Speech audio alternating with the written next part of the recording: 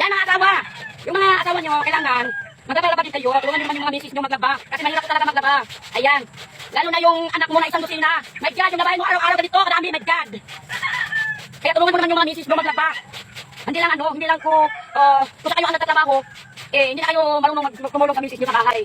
Yung asawa ko, siya magluto, kasi hindi ako marunong magluto, my God. Inirito lang yung alam ko, tinola, ganyan. Yung asawa ko masarap po siya magluto.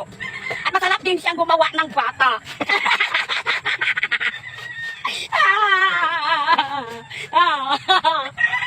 Huwag kang mahiya, my love.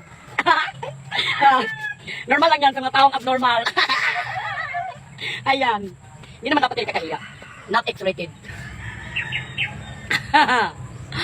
Ayan. Okay. Talaga, pag ikaw marunong kang gumawa ng bata na marami, kailangan marunong ka rin magtrabaho ng marami. Ganyan lang yun ka-easy ang buhay. 'Di ba? Kaya